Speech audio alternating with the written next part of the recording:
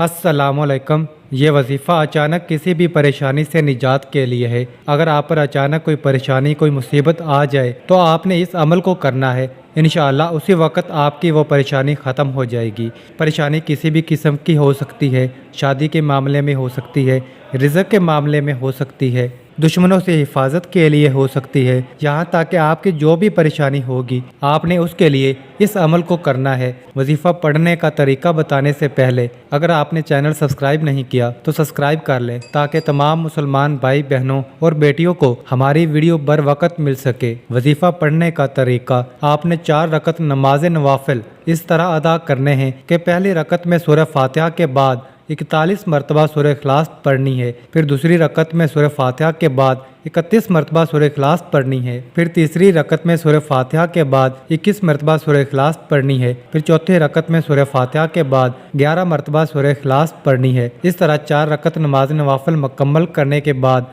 आपने उसी जगह बैठकर 41 मरतबा दुरूद इब्राहिमी पढ़ना है। फिर सजदे में सर रखकर 100 मरतबा या अल्लाह पढ़ना है। फिर सजदे से सर उठाकर अल्लाह से अपनी परेशानी से निजात के लिए दुआ मांगनी है। इंशाअल्लाह आपकी जो भी परेशानी होगी अल्लाह आपकी उस परेशानी को उसी वक्त दूर फरमा देगा। वजीफ़ा के मुतल्लक ज़रूरी बात बताने से पहले अगर आपने वीडियो लाइक नहीं की तो लाइक कर दें और ख़ास दुआ में शामिल होने के लिए कमेंट्स में अपना नाम लिखें। एक बात अपने जहन में ज़रूर रखें, ये नवाफिल आपने नमाज फ़जर और नमाज असर के बाद नहीं पढ़ने। इसके अलावा आप जिस वक्त भी चाहें पढ़ सकते हैं। जज़ाकल्लाह।